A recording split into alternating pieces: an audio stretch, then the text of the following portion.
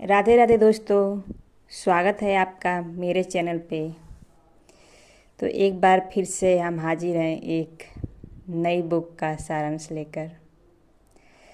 तो आज हम बात करेंगे हिंदी साहित्य के उस उपन्यास की जो न सिर्फ प्रेम की कहानी है बल्कि त्याग, आदर्श और इंसानी भावनाओं की गहराई को छू जाने वाली एक अमर रचना है।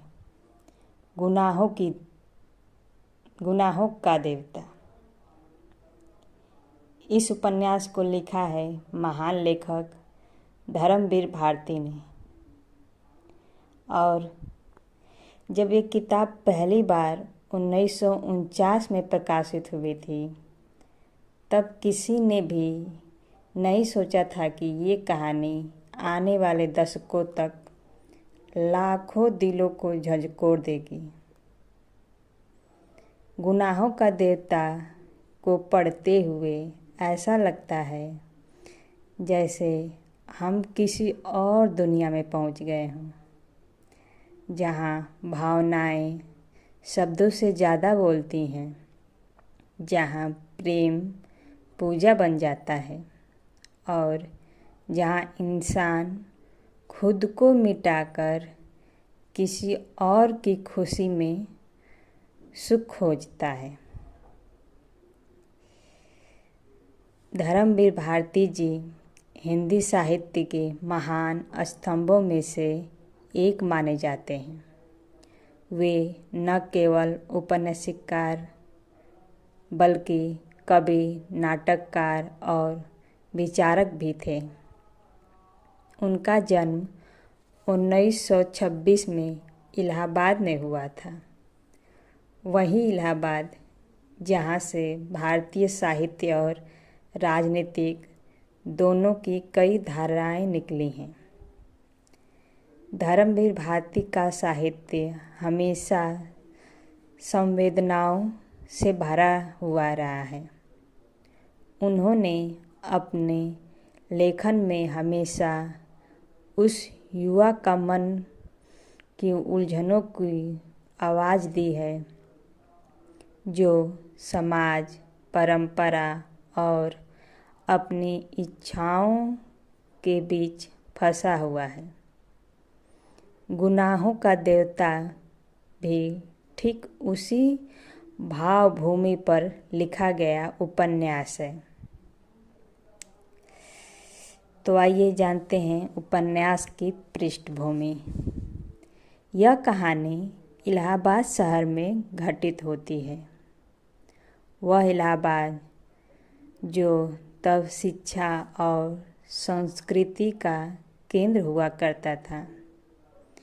विश्वविद्यालय, हॉस्टल, चाय की दुकानें और पुरानी गलियां, यह सब मिलकर एक ऐसी दुनिया बनाते हैं जहां भावनाएं धीरे धीरे जन्म लेती हैं और रिश्ते चुपचाप गहराते हैं। कहानी के बीच में सिर्फ प्रेम नहीं है बल्कि उस समय का पूरा समाज है, जहाँ लड़कियाँ पढ़ाई करने लगी थी पर विवाह और मर्यादा के बंधन अभी भी मजबूत थे, जहाँ युवक आज़ादी के बाद के भारत में अपने आदर्शों और आत्मसम्मान की तलाश में थे। अब आप सोच रहे होंगे कि उस उपन्यास का नाम गुनाहों का देवता क्यों रखा गया?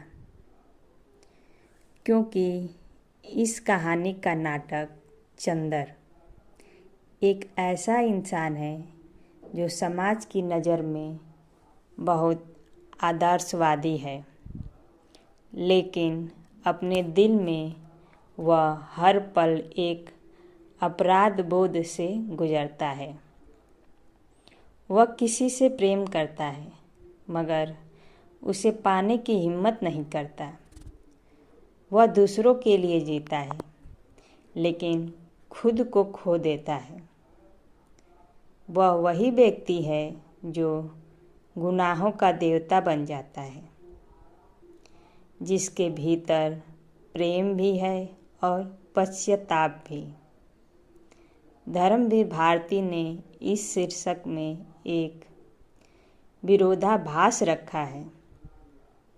गुनाह और देव का मिश्रण, यानी एक ऐसा इंसान जो अपने गुनाहों से पवित्र हो जाता है। यह कहानी किसी तेज रोमांटिक ड्रामा की तरह नहीं चलती। यह बहुत धीमी, संवेदनशील और गहराई से बहने वाली नदी की तरह है। हर पृष्ठ पर भावनाएं धीरे धीरे खुलती हैं और हर संवाद ऐसा लगता है जैसे किसी के दिल से सीधे निकला हो। धर्मवीर भारती की लेखन शैली इतनी जीवंत है कि आप इलाहाबाद की गलियों में चंदर और सुधा को चलते हुए देख सकते हैं। आपको लगेगा जैसे आप भी उनके साथ पढ़ रहे हैं, उनके साथ चाय पी रहे हैं और उनके हर दर्द को महसूस कर रहे हैं। 1949 का समय भारत के लिए बहुत खास था। देश अभी अभी आज़ाद हुआ था, लेकिन समाज के भीतर कई बंधन अभी भी जकड़े हुए थे। पुरानी सोच और नई पीढ़ी के विचारों में टकराव था। युवाओं में आत्मनिर्भरता की भावना तो थी, पर वो भावनाओं के मामले में बहुत दुविधा में थे। गुनाहों का देवता उसी दुविधा की कहानी है, जहाँ दिल कुछ कहता है और समाज कुछ और। यह किताब सिर्फ एक प्रेम कहानी नहीं, बल्कि एक मनोवैज्ञानिक यात्रा है। एक ऐसा दर्पण जिसमें हम अपना चेहरा देख सकते हैं। हर वह इंसान जिसने कभी किसी से प्यार किया हो, लेकिन हालात या मर्यादाओं के कारण उस प्यार को व्यक्त न कर सका हो, वह गुनाहों का देवता में खुद को जरूर पाएगा।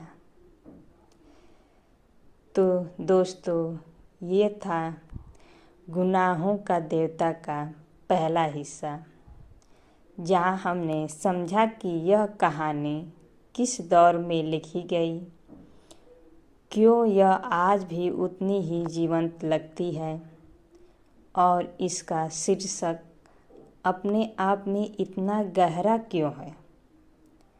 आने वाले हिस्से में हम कहानी की ओर और बढ़ेंगे, जहाँ हम मिलेंगे चंदर और सुधा से, उनके रिश्तेदार, उसकी मासूम हंसी और उस अनकहे प्रेम से जो धीरे धीरे एक अमर विरह में बदल जाता है। तो चलिए अगले भाग में जाते हैं, जब चंदर और सुधा पहली बार मिले, तब कैसी थी उनकी दुनिया और कैसे जन्म लिया उस प्रेम ने, जो कभी पूरी तरह व्यक्त नहीं हो पाया।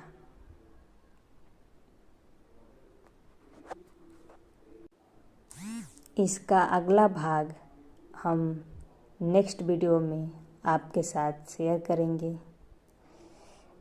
आप बताइए कि आपने इस बुक को पढ़ी है या फिर नहीं। तब तक के लिए राधे राधे।